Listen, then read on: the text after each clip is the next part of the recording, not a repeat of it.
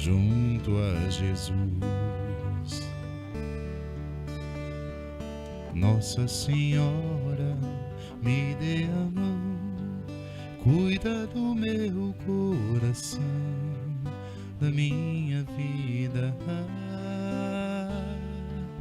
do meu destino. Nossa Senhora, me dê a mão, cuida do meu coração, da minha vida, do meu destino, do meu caminho. Cuida de mim.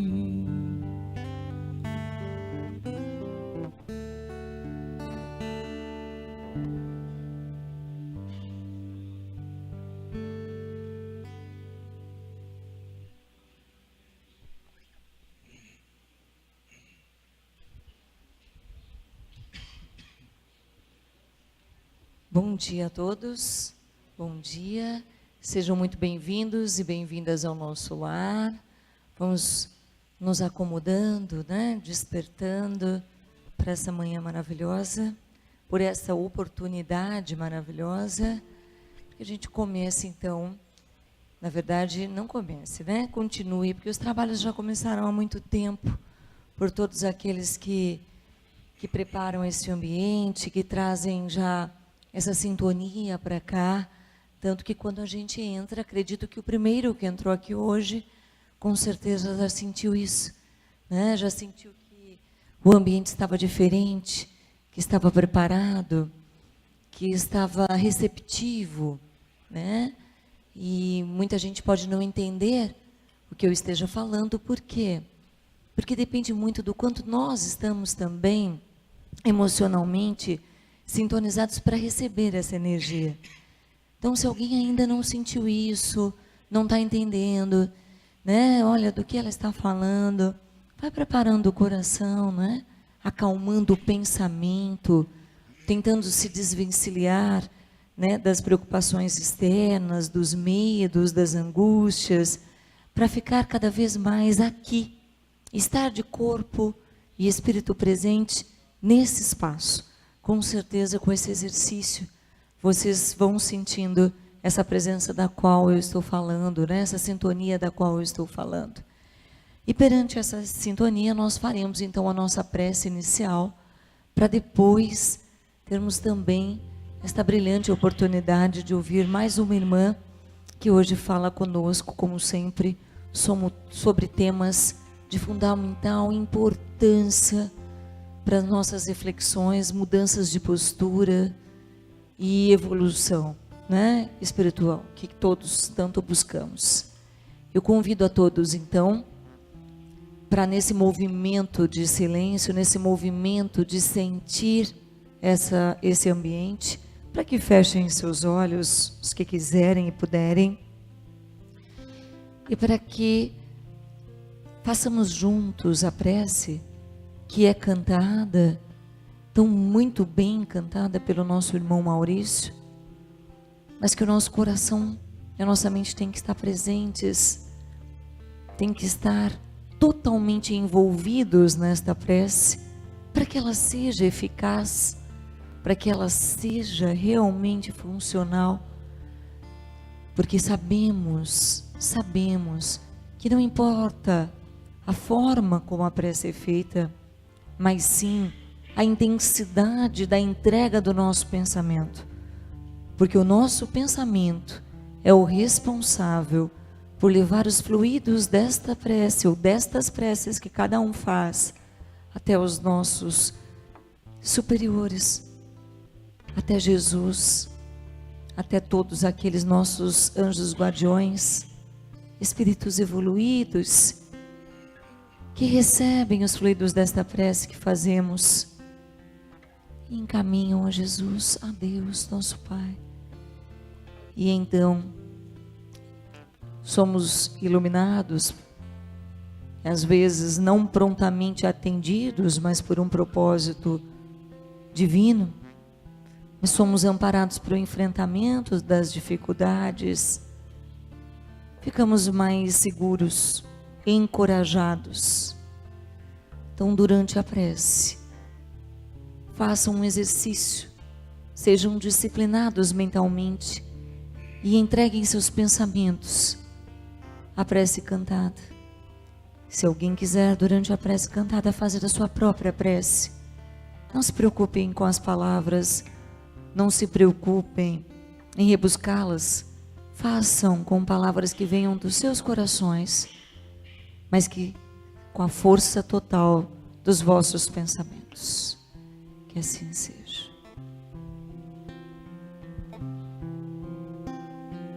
Pai nosso que estais no céu, santificado seja o teu nome,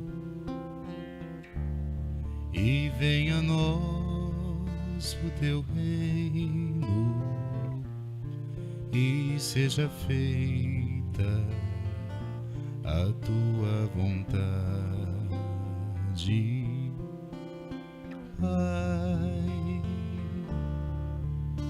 Meu Pai do céu, meu Pai do céu, eu quase me esqueci,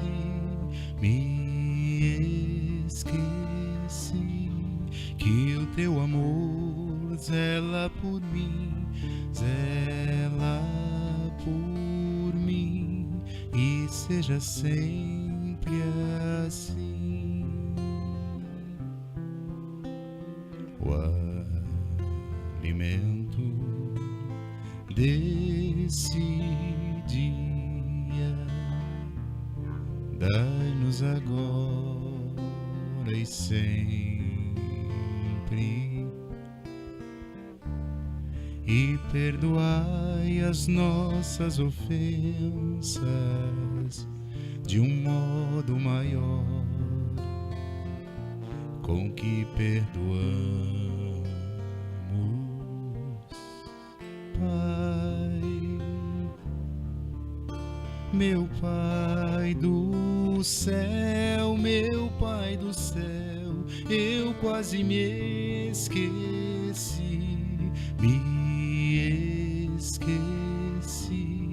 que o teu amor zela por mim, e seja sempre assim. E não nos deixeis cair em tentação, mas livrai-nos de todo mal.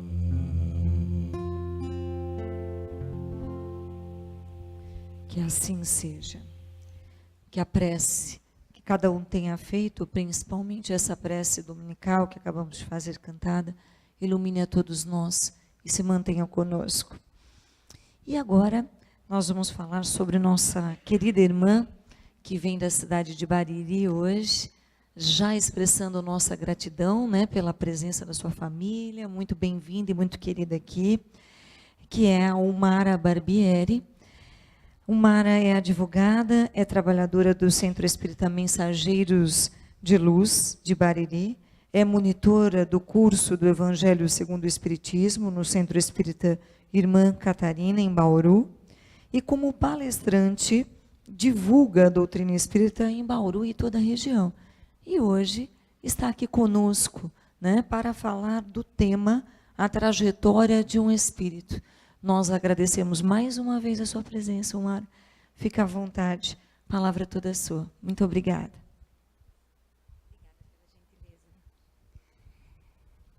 Bom dia a todos. Que a paz de Deus, nosso Pai, de Jesus, nosso Mestre tão querido, se faça presente em nossos corações, nessa manhã que vocês deixaram o conforto de seus lares para virem a essa casa de amor, esse berço de luz, para mais uma manhã de esclarecimento. Para iniciarmos a história da trajetória de um espírito e para facilitar a nossa compreensão acerca desse assunto, nós precisaríamos abordar um pouquinho o capítulo 16 do Evangelho, que se chama Não se pode servir a Deus e a Mamon. O objetivo desse capítulo é abordar a função e a administração dos bens materiais. Esse capítulo fala muito acerca da pobreza e fala muito acerca da riqueza. Inclusive, Kardec nos esclarece, através das falas de Jesus, que a prova da riqueza é uma prova muito mais difícil do que a prova da pobreza. Ele começa nos contando uma história de um jovem que foi até Jesus e perguntou para Jesus o que ele precisava fazer para entrar no reino de Deus. E Jesus diz para ele assim: olha, meu filho, sabe o que você faz? Você vai para casa, vende todos os seus bens e me segue. Mas como era um jovem, ele parou, pensou, olhou para os seus botões, meditou um pouquinho. Ele falou: nossa, mas eu tenho tantos bens, como é que eu vou fazer? Será que eu tenho coragem de abrir mão de tudo isso para seguir Jesus? Pensou, pensou, pensou e concluiu que ele ainda não estava preparado para abraçar essa causa. Mas será que Jesus estava falando: vende tudo, dá tudo, fica na pobreza, né? Viva sem nada na vida, pedindo as coisas para os outros? Não, ele não estava preparado tão somente para quê? Para se desapegar dos bens. Todos nós não precisamos dos bens materiais. Todos nós precisamos, nós não conseguimos inclusive viver sem eles. Mas o convite de Jesus para aquele coração é que ele não se apegasse tanto a esses bens. Então esse jovem deixou passar essa oportunidade, porque não trazia o espírito preparado para abraçar esse desapego. Em seguida, consta também do Evangelho a passagem do rico e do Lázaro. Todos vocês conhecem essa passagem, né? Que era um rico, vestido de púrpuras, morava num palácio, bem servido, bem farto, bem vestido, e à sua porta estava um mendigo, o Lázaro, doente, com chagas, cujas chagas eram lambidas pelo seu cão. E como é que ele se alimentava? Será que o rico mandava uma marmitinha, uma quentinha, lá para o Lázaro na porta da sua casa? Não, ele nem se incomodava com a presença daquela criatura ali, um filho de Deus, à sua porta. E esse mendigo se alimentava das migalhas que caíam da mesa daquele rico. E o que aconteceu com eles com o passar do tempo? Ambos morreram e foram para a realidade espiritual. Só que cada um se coloca na realidade espiritual a partir do comportamento e da vivência que tiveram aqui na Terra. O que aconteceu com o rico? O rico foi para o umbral. E o pobre, aquele mendigo, estava envolvido em muitas luzes. E interessante que o rico observou uma luz lá longe, prestou atenção em quem era e reconheceu que aquele mendigo Lázaro estava envolvido naquela luz. Olha, ele está no seio de Abraão. E o que ele falou? Vem cá, Lázaro, vem cá, que eu estou numa situação tão triste aqui.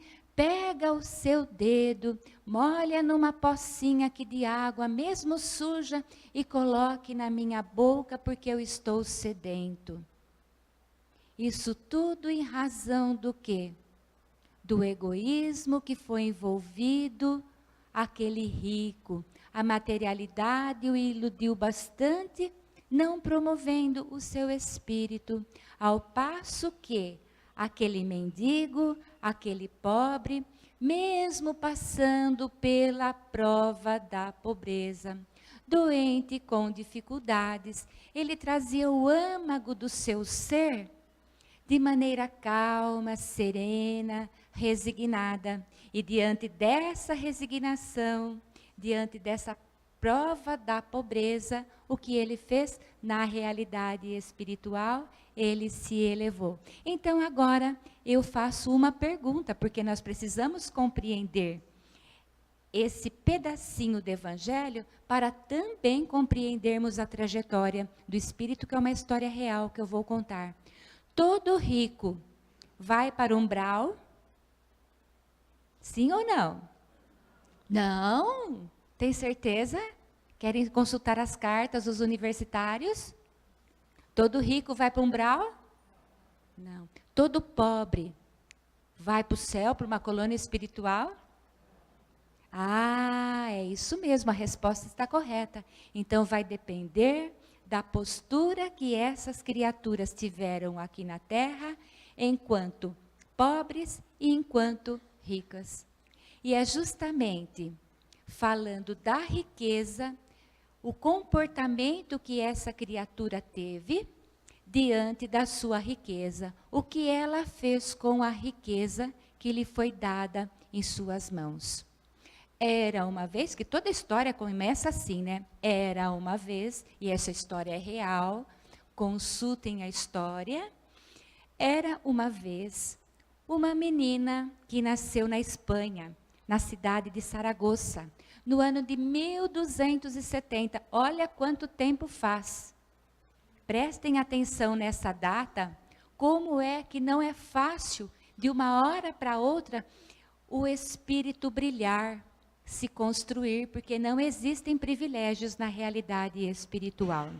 Então, 1270, nasce na Espanha uma menina. Recebeu o nome de Isabel de Aragão. O seu avô era rei da Espanha, o Dom Jaime. Só que o Dom Jaime não se dava com o filho, o pai da Isabel, o Dom Pedro de Aragão. Ah, mas quando aquele rostinho bonito apareceu em cena, derreteu aquele coração do avô e imediatamente aquela amizade foi restabelecida. Então ela começou bem, trazendo boas energias para a família. E era uma menina muito amorosa, mas esse avô desencarnou. O pai, então, Dom Pedro de Aragão, se tornou o rei da Espanha. Essa menina vai crescendo. Só que essa menina tinha um comportamento diferenciado das outras crianças. Enquanto adolescente, também um comportamento diferenciado. Sabe por quê? Ela gostava de meditar, de fazer orações, de jejuar, mesmo pequenininha. E foi criando, então, virtudes na sua alma. E a vontade dela, no âmago do seu ser, logo no começo da sua adolescência, era ir para um convento. Mas, de repente, ela se depara com um pedido do pai. Filha, eu vou casar você. Se fosse com vocês, qual a atitude de vocês, meninas, o pai arranjando um casamento para vocês? Nós ficaríamos revoltadas. Nem posso escolher o amor da minha vida, que ele vem montado num cavalo branco. Nem eu não quero. A gente espernear, ficar revoltada, fazer uma tromba medonha. Mas aquela menina que já adolescente, que não gostava de usar joias, vestidos caríssimos da época, porque ela tinha condições, na qualidade de princesa, ela poderia ter tudo o que ela queria. Mas ela se vestia com muita simplicidade. E essas virtudes dela, então, facilitou o aparecimento de pretendentes para ela. Mas o pai, o Dom Pedro de Aragão, já começou a ter um olhar clínico para fazer a separação dos futuros pretendentes. E sabe quem foi que ele escolheu? Ele escolheu Dom Dinis. Ele era rei de Portugal. E ele tinha 20 anos. E estabeleceu então com ele um contrato de casamento. Então, contrato de casamento é coisa do nosso tempo? Não, já é coisa antiga, lá dos anos 1200. Assim como pedágio, impostos, não é coisa nova, é coisa muito antiga. Então, foi feito um contrato de casamento com Dom Dinis e Isabel de Aragão. Foi feito sabe com quantos anos tinha Isabel de Aragão nessa época? Quem quer dar um chute na idade dela? Ela tinha tão somente 12 anos de idade. Estava deixando de lado, então, o seu sonho de ir para o convento, mas sem revolta, porque ela pensou assim: olha, se meu pai está me encaminhando para esse casamento, é porque Deus tem algo bom para que eu faça na minha vida. E ela acreditou nisso. Então foi feito esse contrato de casamento em abril de um ano, o casamento realizado em fevereiro do ano seguinte, e os dois passaram a coabitar 2 meses depois. E estabeleceram a residência no Palácio de Coimbra. Agora então Isabel de Aragão vai da Espanha para ser rainha de Portugal.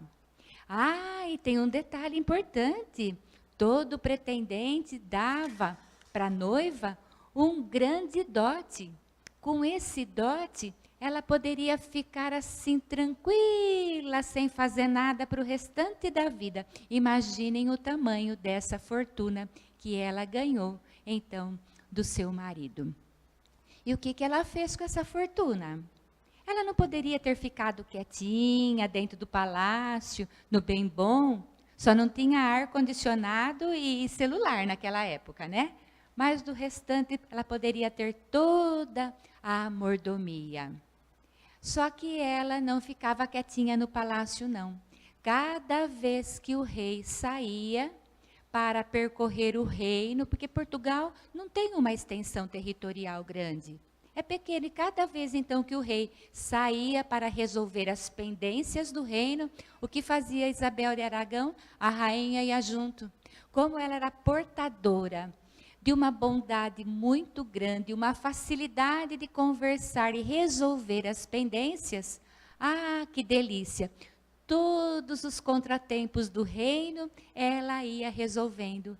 E ela caiu no agrado dos portugueses. Os portugueses tinham grande admiração pela bondade daquela criatura, que mesmo sendo rainha, estava sempre do lado dos necessitados. Ela puxava a sardinha do lado das pessoas que estavam precisando.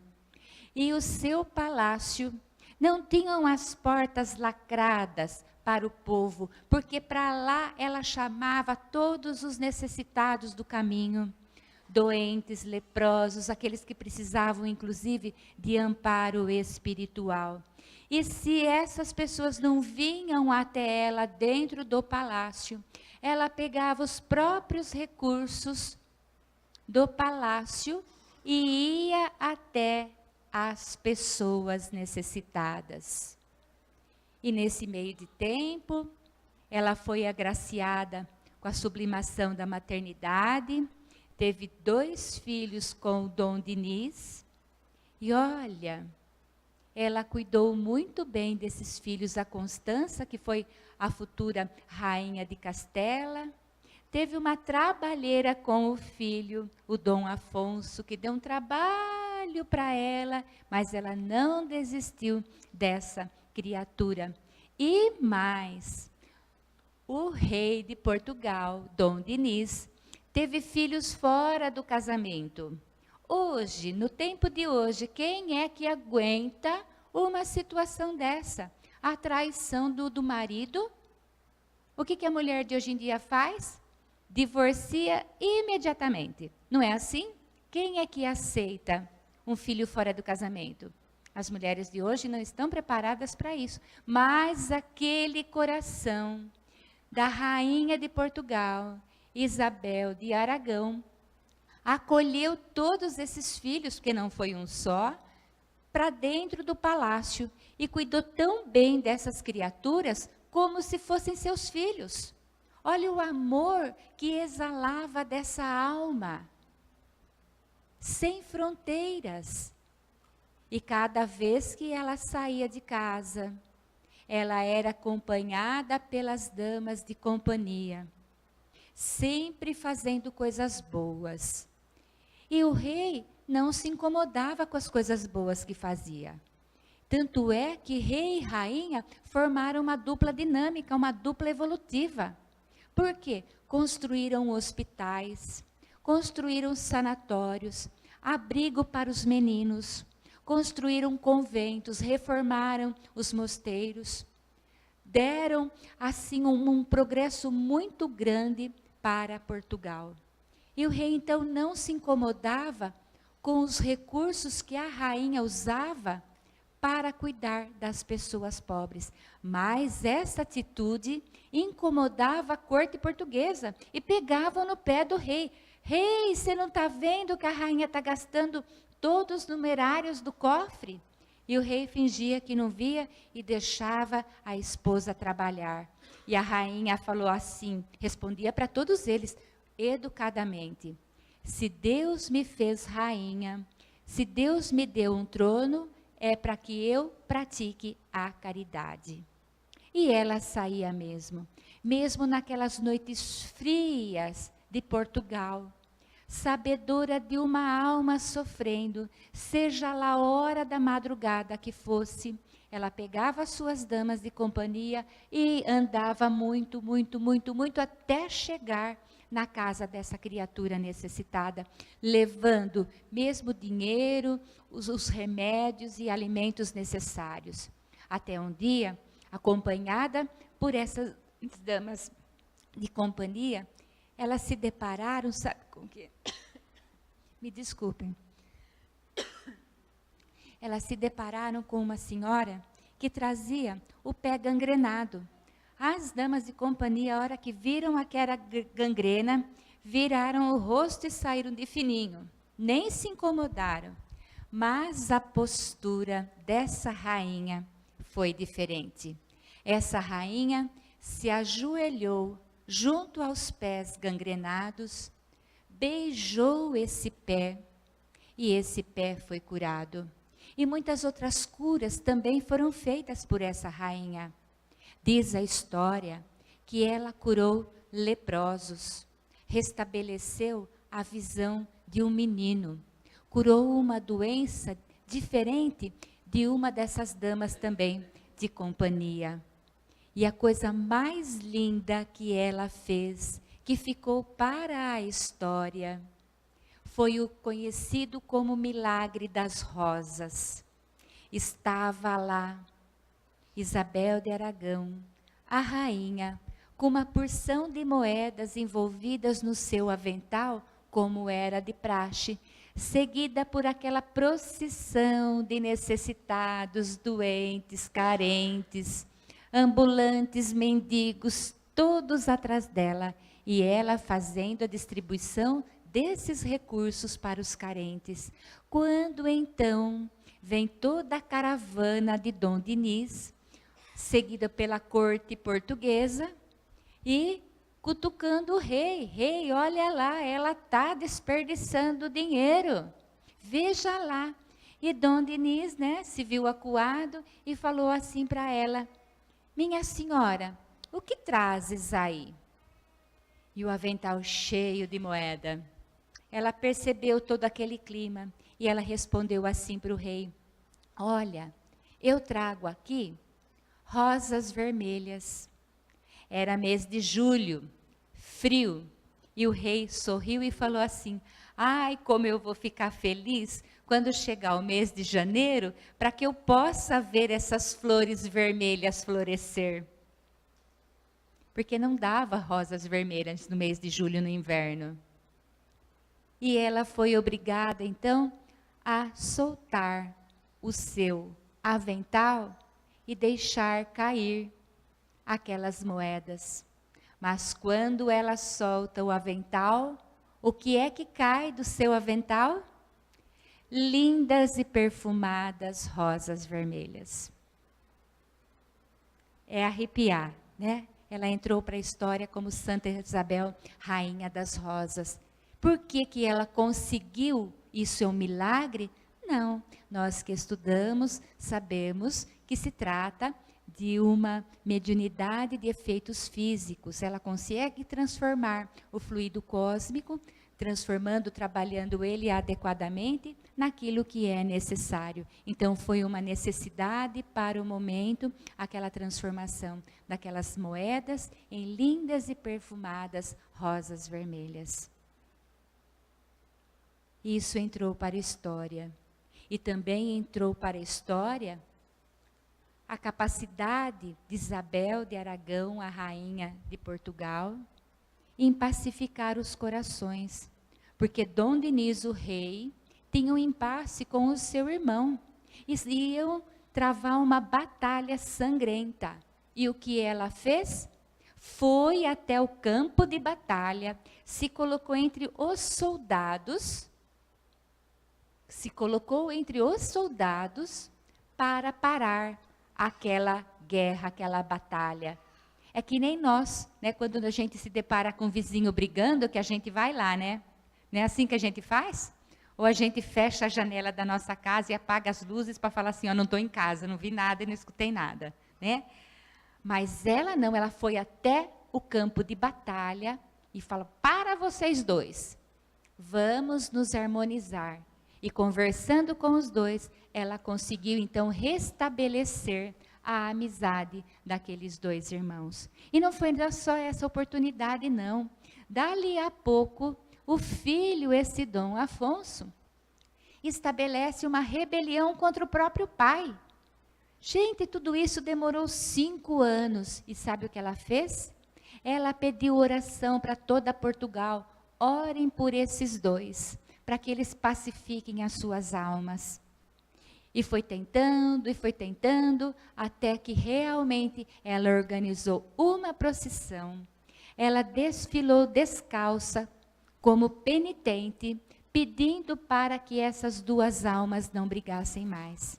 E ela conseguiu também, nessa oportunidade, pacificar essa situação. Ah, gente, mas dali a pouco, sabe o que acontece com o rei? O rei adoece. E quem é que vai cuidar do rei? A rainha pessoalmente cuida do rei até a data que realmente ele vai a óbito. O que ela fez? Ela falou assim, olha, o filho assume o reinado, né, o Dom Afonso, como rei. Ela falou, agora eu vou para o convento. Mas ela não podia ser aceita lá. Mesmo assim, ela vestiu hábito e foi praticar a caridade. A sua coroa de rainha, ela deixou na capela de Santiago de Compostela. Todos os seus bens pessoais, ela doou para as instituições de caridade e foi viver uma vida bem simples, que era aquilo que era compatível com a sua alma, trabalhando em prol do próximo. Logo mais, então, novamente, o filho, o Dom Afonso IV, entra em litígio com o neto. Só que dessa vez na cidade de Estremoz. Ela estava em Coimbra, que é no alto do mapa, e Estremoz aqui no final de Portugal, aqui embaixo. E ela já tinha idade. E as pessoas ao seu redor fizeram a recomendação adequada. Olha, a senhora já tem idade. O caminho é longo para percorrer. Mas a senhora vai encarar essa viagem? É muito demorada. E ela falou, não, eu vou sim, eu vou enfrentar todo esse calor, toda essa distância e vou até lá para pacificar os ânimos desses dois espíritos que não podem brigar. E ela realmente foi. Só que chegando em Estremoz, ela foi acometida de uma pústula no braço. Ela ardeu em febre e ela realmente veio a óbito. Mas ela já tinha deixado um pedido uma disposição de última vontade. Se por acaso eu morrer, eu quero que todos os meus bens sejam dados para as entidades. Não mais pertences pessoais, agora os meus bens sejam doados para as entidades assistenciais também. E que o meu corpo seja transladado de Extremoz até Coimbra. E isso foi feito. E conforme o corpo ia passando, nesse trajeto de Extremoz até Coimbra, as pessoas vinham saudar aquela antiga rainha, pelo carinho, pelo amor, da semeadura que aquela alma tinha feito, por tanta bondade que havia levado a todos aqueles corações carentes e sedentes. E conta também a história que ela foi beatificada pela igreja. E depois de 276 anos, abriram o seu túmulo, porque o corpo dela estava lá no mosteiro de Santa Clara, em Coimbra. E quando as autoridades da igreja e também as autoridades reais abriram aquele túmulo, para a surpresa de todos, o corpo dela estava intacto. E a ela, então, por terem sido atribuídas tantas curas, ela foi beatificada. E no ano de 1625, ela foi canonizada pelo Papa Urbano VIII, né? E se tornou, então, Santa Isabel de Aragão, a Rainha Santa de Portugal. Então, contei para vocês o início do capítulo 16 do Evangelho, acerca da administração e a função da riqueza. Porque Santa Isabel, então Isabel de Aragão, na posse de todos aqueles bens materiais, ela soube administrar corretamente toda aquela fortuna. Não usou em benefício próprio, ela usou em benefício das outras pessoas. E os recursos que nós temos hoje, o que fazemos dele? Será que é só para o meu marido, meu filho, minha casa? Você sabe que nós até já somos proprietários até do patrão, porque a gente fala meu patrão, né? A gente já é dona até do patrão, tudo meu.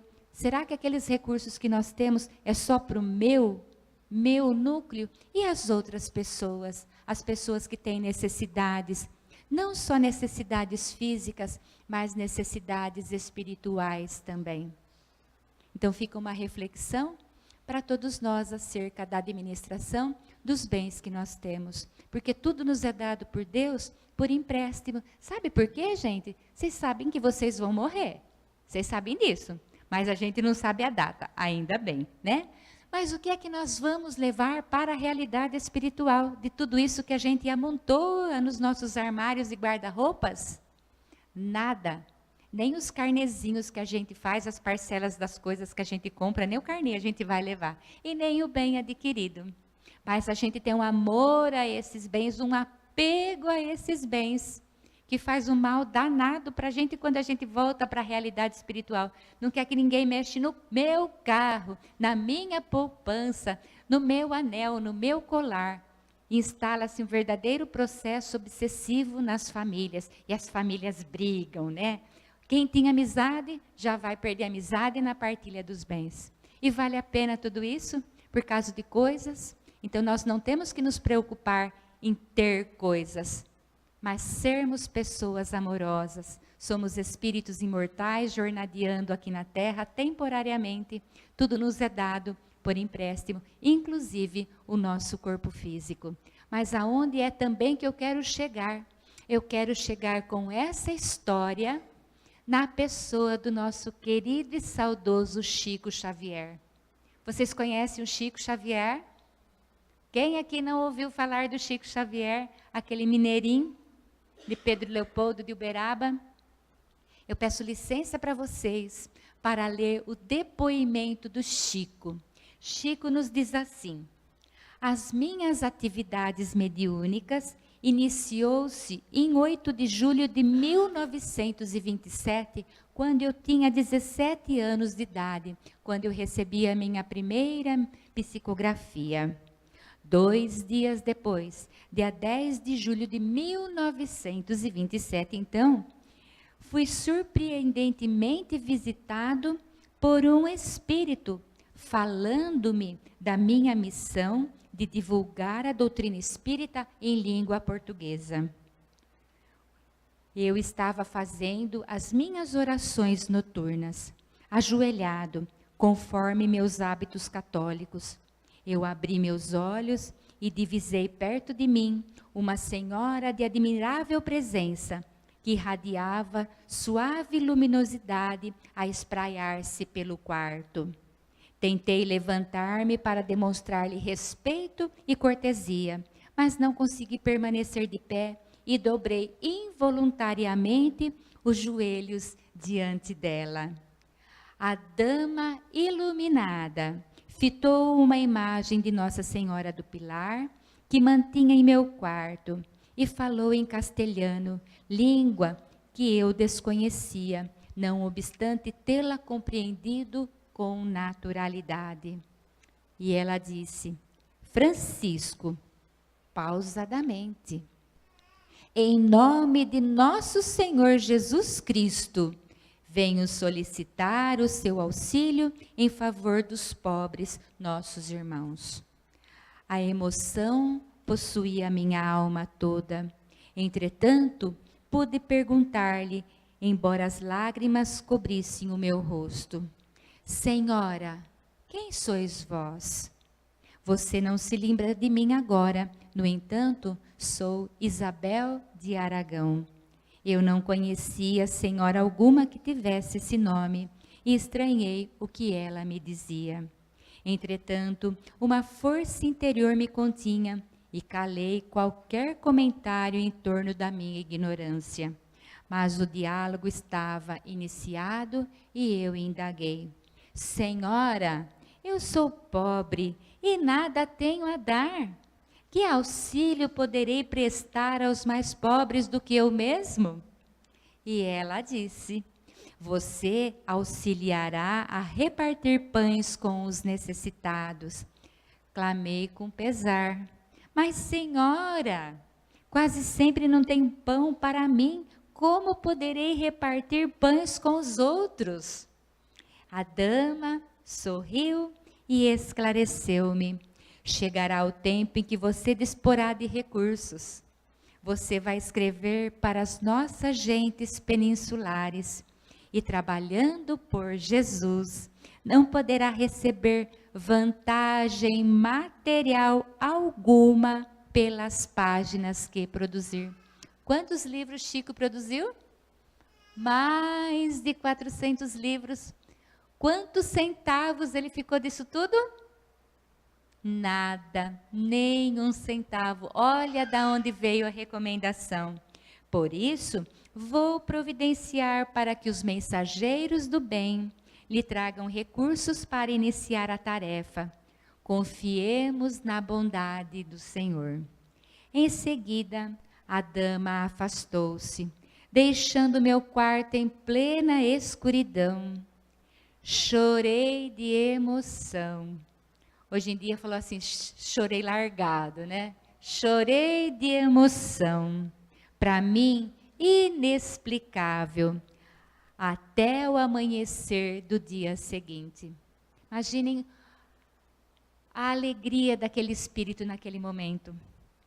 Cerca de 15 dias depois, estava eu nas preces da noite, quando me apareceu um senhor, vestido em roupa branca. Por intuição, notei ser um sacerdote. Saudei-o com muito respeito, e ele me respondeu com bondade, explicando-me: Chico, fui no século XIV, um dos confessores da Rainha Santa, Rainha Isabel de Aragão, Rainha de Portugal, que fez-se esposa do rei Dom Dinis. Ela desenvolveu elevadas iniciativas de beneficência e instrução nos 2 reinos que formam conhecida península na Europa, e voltou ao mundo espiritual em 4 de julho de 1336, exatamente a data da nossa história. Desde então, protege todas as obras de caridade e educação na Espanha e Portugal, porque ela é nascida na Espanha e foi rainha de Portugal. Então, olha o amor que ela tem por esses 2 países. Foi ela quem o visitou alguns dias nas preces da noite e prometeu-lhe assistência. E nós também fazemos as nossas preces noturnas, não fazemos? Ou a gente vai para a cama já cansado, ronca em seguida, dorme a noite inteira, dorme demais, levanta atrasado, vai embora para o trabalho e esquece das preces? Ou a gente realmente faz as nossas preces direitinho? Que situação será que estamos nós, hein? E o Chico fazia as suas ainda de joelho, hein? Isabel me recomenda dizer que não lhe faltarão recursos para distribuições de pães aos necessitados. Meu nome, lá no ano de 1336, era Fernão Mendes. E eu fui verificar se era mesmo, se ele existiu. E ele existiu. Porque a gente, quando vai falar de alguma coisa, a gente tem que ter certeza. Pela história, a gente tem que conferir. Confiemos em Jesus e trabalhemos na sementeira do bem. E aí Chico continua. Lembrei-me que ficava calado porque tinha um nó na garganta, tamanha a emoção que ele estava envolvido. E no primeiro sábado que se seguiu as ocorrências, fui com minha irmã Luísa até uma ponte muito pobre, ainda hoje existente e reformada lá na cidade de Pedro Leopoldo, lá em Minas Gerais. E eu estava conduzindo um pequeno cesto contendo 8 pães. Ali, junto aos irmãos mais pobres, iniciei o trabalho de repartir esses pães.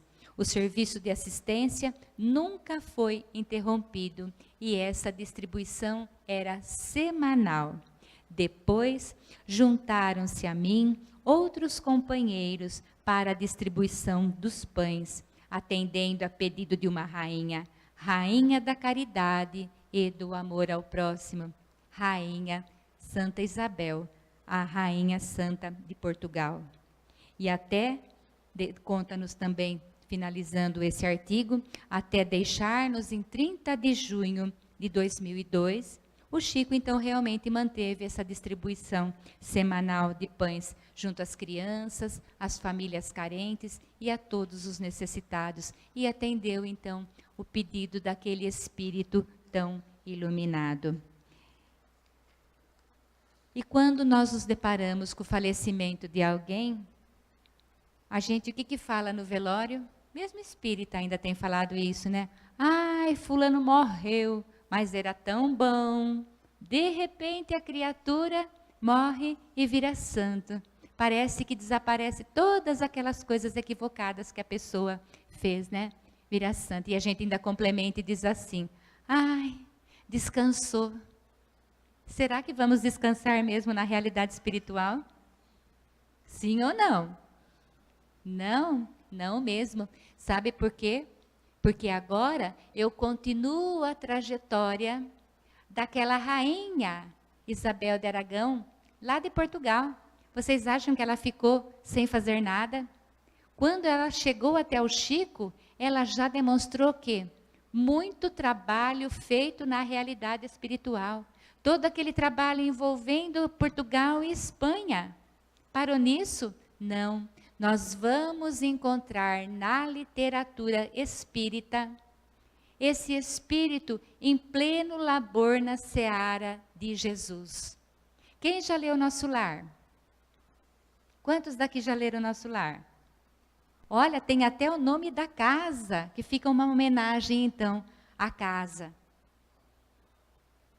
No livro Nosso Lar, aparece a figura de Veneranda. Veneranda é realmente Isabel de Aragão. Chico confirma isso com todas as letras. E é um espírito iluminadíssimo que ajuda a coordenar a colônia Nosso Lar. E Dom Dinis reencarnou como Batuíra aqui no Brasil mesmo. E folheando o livro Nosso Lar, nós vamos encontrar muitas informações profundas a respeito do trabalho de veneranda em nosso lar. Eu vou ler só alguns tópicos, tá? Para não nos estendermos muito. É a entidade com maior número de horas de serviço na colônia e a figura mais antiga do governo e do ministério em geral. Permanece em tarefa ativa nesta cidade há mais de 200 anos. Os 11 ministros que com ela atuam no Ministério da Regeneração ouvem-na antes de tomar qualquer providência de vulto. Em numerosos processos, a governadoria se socorre de seus pareceres. Com exceção do governador da colônia Nosso Lar, a ministra veneranda é a única entidade em nosso lar que já viu Jesus nas esferas resplandecentes, mas nunca comentou esse fato de sua vida espiritual e esquiva-se a menor informação a tal respeito. Olha a simplicidade e a humildade dela, porque poderia ser um outro espírito. Ah, eu vi Jesus, vocês não viram. E ela fica bem quietinha, bem discreta. E as fraternidades da luz, que regem os destinos cristãos da América, continua lá em nosso lar. Homenagearam veneranda, conferindo-lhe a medalha do mérito de serviço, a primeira entidade da colônia que conseguiu até hoje semelhante triunfo, apresentando, sabe quantas horas de trabalho? Até 1944, quando foi editado Nosso Lar, nós já estamos em 2017, lá em 1944, ela já tinha 1 milhão de horas de trabalho útil, sem interromper, sem reclamar e sem esmorecer. E a nossa conduta hoje também é igualzinha a dela. Quem que reclama? Ninguém. Quem que estressa? Quem? Quem que se irrita aqui? Ninguém. Olha como nós estamos bem na fita. Nós temos as mesmas atitudes de Santa Isabel, as mesmas atitudes de veneranda. Olha, igualzinho. Ctrl+C, Ctrl+V. Nós estamos bem, hein? Intimamente, ela vive em zonas muito superiores e permanece em nosso lar, por espírito de amor e de sacrifício. Essa benfeitora sublime vem trabalhando há mais de 1000 anos pelo grupo de corações bem-amados que demoram na terra e esperam com paciência. Essas informações constam do capítulo 28, 32 e 37 do livro Nosso Lar. E essa é a mensagem que eu trouxe para vocês na manhã de hoje, para que reflexionemos, olhemos para dentro de nós, o que é que nós estamos fazendo da nossa jornada. Estamos colocando em prática esse convite de Jesus para o despertar da nossa consciência, sendo amável, tolerante, paciente com o nosso próximo. E esse nosso próximo quem são? Principalmente os nossos familiares, porque dentro de casa nós temos o marido que precisamos ter, a esposa que precisamos ter, os filhos que necessitamos ter. Para quê? Com uma tarefa maravilhosa, uma tarefa incrível, linda. E qual é essa nossa tarefa? Transformar essa convivência consanguínea numa verdadeira família espiritual. É isso que Jesus espera de todos os nossos corações. Jesus não espera de nós um ato gigante, né, um grito de independência ou morte às margens do Ipiranga, não. Jesus espera de nós atos pequenininhos, mas generosos, com paciência, com tolerância, com resignação diante das provas, para que a gente possa edificar a nossa trajetória espiritual, assim como tantos outros conseguiram a ascensão espiritual. Nós também somos convocados e convidados diariamente a ter essa postura, não só conhecendo as metas crísticas do Evangelho, mas colocando todas essas metas em aplicação, em vivência no nosso dia a dia. Que ao retornarmos para os nossos lares, possamos levar dessa casa de amor, desse berço de luz, essas energias dulcificantes, curativas e balsâmicas, nos auxiliando a nossa cura interior, para que possamos no dia de amanhã sermos verdadeiros homens de bem. E pedimos não só para nós, para os nossos, mas pedimos que essa paz envolva todos os homens do planeta Terra, encarnados e desencarnados também. Muita paz em nossos corações, que assim seja.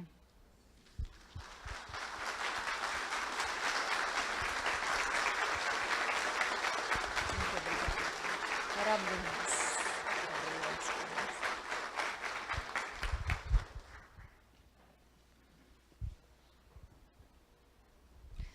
Nós agradecemos imensamente a nossa por essa brilhante apresentação, né? Por essa história que ilustra de forma tão dignificante a questão da caridade. Mara, muito obrigada de todo o nosso coração, Mara. E nós vamos fazer a nossa prece final para que depois, né, encaminhemos para o passe e façamos também um sorteio de vários livros e obras de pintura mediúnica para todos os presentes. Nós vamos fazer a nossa prece cantada. Eu gostaria, não fiz no início, mas gostaria de agradecer a presença da participação aí dos nossos internautas. Eu recebi informações que nós tínhamos já logo no início, antes mesmo, né, da Omara começar a falar, nós já tínhamos pessoas lá do Japão, né, acompanhando o início, né, dos trabalhos, o canto do Maurício, e que estiveram vibrando conosco durante todos esses momentos. Isso é muito significativo, não para vanglória nenhuma, porque jamais faremos isso, mas porque muitas pessoas, através desse recurso, podem participar de momentos preciosos como esse. Muito obrigada, querida, obrigada pela família. E nós vamos então fazer a nossa prece agora cantada, finalizando este momento e pedindo a todos os nossos mentores, amigos, anjos, guardiões que nos protegem e protegem esse lar, que caminhem conosco, que nós não nos esqueçamos da presença preciosa dessas criaturas que iluminam as nossas vidas, que nós levemos este exemplo dessa história para tornarmos prática no nosso dia a dia. Que assim seja. Seja o bem, o roteiro aberto em luz, que te eleve ao domínio superior, onde a mensagem fulgida do amor cante a bondade eterna de Jesus. Fraternidade é a benção do Senhor, que dá pão ao faminto e veste os nus, mão generosa e amiga que conduz, remédio santo que alivia a dor. Não des pedra por pedra, mal por mal, o amor é a lei profunda do coração, que te ampara a terra e acende a luz no além. Se te envolvem as sombras da aflição, se procuras a paz do coração, ouve, irmão de minha alma, faze o bem, faze o bem, faze o bem, faze o bem. Que assim seja. Aqueles que fazem parte do Clube do Livro, só relembrando, Os livros estão à disposição, né? Quando o Amor Triunfa, da Gisete Marques.